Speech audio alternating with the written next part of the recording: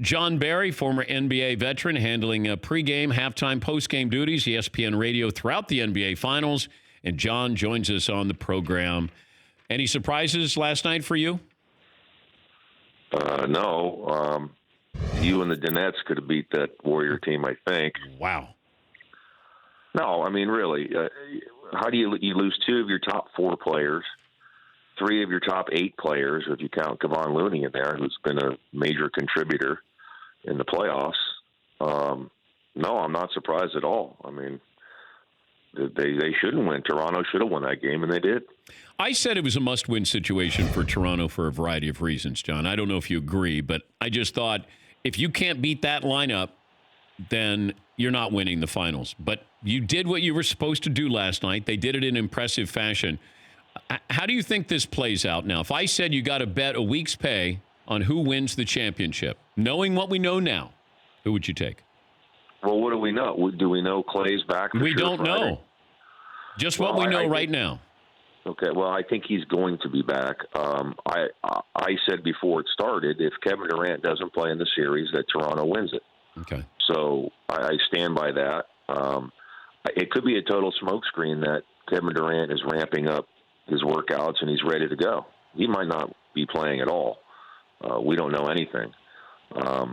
But I do believe Clay will be back. He really wanted to play last night. I think he could have, had it been a Game 7 situation, he would have been out there. But I still believe Toronto will win the series because I don't know that Kevin Durant comes back. And even if he does, there's no, they're going to have to completely play differently. And, I did a calf too at the end of my career, and you compensate and you get some left knee problems. And, there's just no guarantee Kevin Durant will be the Kevin Durant that we've come to watch for all these years. How would you describe Steph Curry's performance if somebody didn't see it last night? Man, I don't understand why this guy is maligned as he is.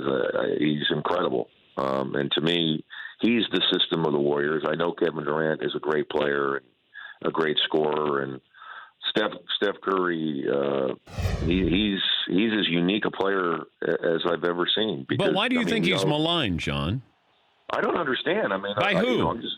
I know I'm reading they're saying that his peers don't respect him, and oh man, I don't know. Is it a jealousy thing because he's a model citizen and he's a great family man and he's a great player and he's a hell of a golfer and he lives a great life? I mean, I'll take it. I mean, but if you're jealous, that doesn't mean you should hate. I mean, the guy's an incredible person and he's a great basketball player. And like I said, like you always say, well, this guy reminds me of him. He reminds me of him. Well, who does Steph Curry remind you of? Nobody. He's Steph Curry. Like he's changed the game. Yeah, I think the only comp might be, and it's not fair to either one, is there's a lot of Nash in Curry. Steve didn't have that range, and he didn't, and he always passed first. The Suns, they had to tell him to shoot more because he wasn't that kind of player. Whereas Steph doesn't need to be told. But I think that Nash and Curry are similar, and Curry even says that he looked at Nash and loved his game and tried to emulate a lot of that. Yeah, I agree, yeah. But Steph clearly much more of a scoring mentality than Steve. But Steve was a great shooter. I mean, he was a 50, 40, 90 guy. Yeah. Not many guys in the league have done it, but Steve did it, yeah. But the scoring ability, the range, the off the dribble, the handle, Steph Curry's in a class of his own. Talking to Jon Barry, the mothership, ESPN Radio, pre-halftime, post-game duties for ESPN Radio throughout the NBA Finals. McLovin brought this up where some people were talking about Steve Kerr. Is he one of the great coaches of all time? And I said, it's a little early for that, coronation here, but is Steve Kerr one of the great coaches of all time, Jon? Well, I don't know if we can go there. I'm with you. What if they don't win this final and they go 3-2 in this 5-year run? What does this mean for their legacy of this team? I mean, 5 years we haven't seen it, right, since the 60s, 5 straight finals. We would have with the Bulls, let's face it, if Michael Jordan didn't leave for 2 years. But 3-2, the Draymond Green suspension, and they probably win that title. And then this year, obviously, if they don't get it done, there'll be asterisks with the injuries. So I think it's an incredible run. I think he's an incredible coach. But, yeah, I think we have to see a little more than a 5-year stretch. Is it better for the NBA if the Raptors win or the Warriors win? I don't know. It's not good for ESPN ratings that Toronto wins, and they're here right now. But I just think people are kind of tired of the Warriors, and it's good to have some fresh blood in there. It's exciting. But we didn't do this with the Bulls, John. I don't think anybody was tired of the Bulls. Why do we get tired of the Warriors? Yeah, you're right. Is it the Michael Jordan effect? Like, how can you get tired of watching Michael Jordan? But how can I get tired of watching Steph Curry? Because you're jealous of him and you hate him.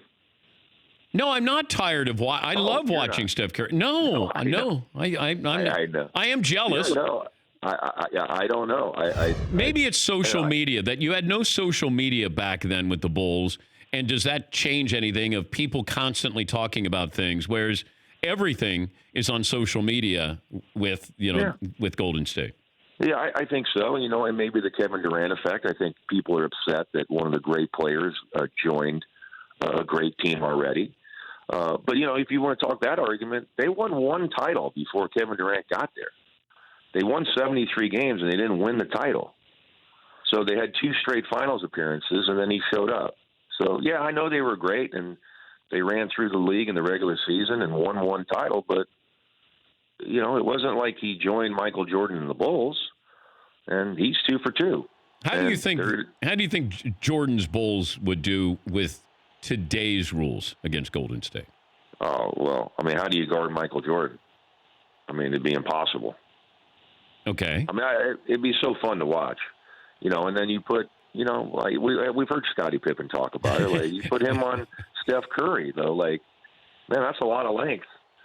And, if you can switch, you just have Dennis Rodman switch on to Steph Curry. Ron Harper. They had length on the perimeter. Length. Yeah. Yeah, it'd be a lot of fun. I wish we could check it out, but I don't think it's going to happen.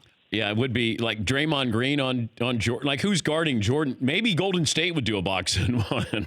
Yeah. Well, you do have some guys that, Klay Thompson's a heck of a defender. Oh, yeah, that's true. They missed him last night. This Golden State defense just got shredded. 123 points and 17 threes Toronto makes. And, it's Kawhi Leonard and his others are far better than Steph Curry and his others, certainly last night. Yeah, I like Siakam a lot. Do you think that he can be that number 2 guy, like that every night you can count on him, or is he still a little green here? Yeah, I think a little bit of work. Not a real great jump shooter. It's a terrific athlete. A lot of his stuff comes out in transition.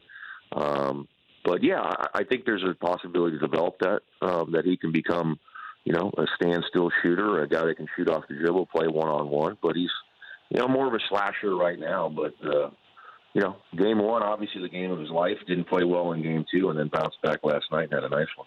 How do these kids grow up not being able to shoot?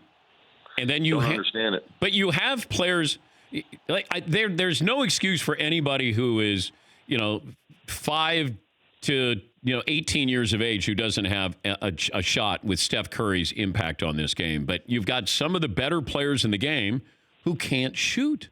Yeah. Like Ben, you go right to Ben Simmons. It's like, how your dad played professionally, I believe. How does he allow you to have your elbow going, horizontally when he I don't understand it. It's like, I think I taught my kids how to eat with a fork too. Like, it's basically the same thing. You learn how to do it the correct way. But even the great, basketball coach, LeVar Ball, you would think he would have been able to teach his son how to shoot a jump shot here, right? Well, yeah, I guess. But he's not too far off. And I remember, he reminds me so much of Jason Kidd. And I guess that's why they brought him in there. But Jason Kidd didn't have the prettiest jump shot either. And he's, I think, in the top 3 of threes made in the history of the NBA. So Lonzo will get it. Do you think he stays there? I don't. Where's he go? don't. Do you think he's headed to New Orleans? Well, yeah, there's it could be a three-way type thing where maybe Phoenix jumps in or something, but I think he's going to be on his way, and I like him a lot. I think he's going to be an excellent player in this league. I like him too. I like him a lot. He has a great feel for the game. It's just, he's a liability on the perimeter. Why do you need him to play with LeBron? He doesn't. It's a bad mix from the beginning. Exactly. Yes. Exactly. Like the whole roster they had is a bad mix. Not the whole roster, but most of it. I mean, you need guys that don't need a basketball and can stand there and shoot when you play with LeBron James. And they didn't have many of those guys. John, good to talk to you. Have you played golf out there in the Bay Area? Have you gone to San Francisco Club? Maybe just a little night putting. Oh, that's it. No, I'm going to the golf club in about 2 hours. And that San Francisco Golf Club is one of my favorites in the world. Well, thanks, Fritzy, for the wake-up call. It's always nice to get that. And then we'll be ready to go.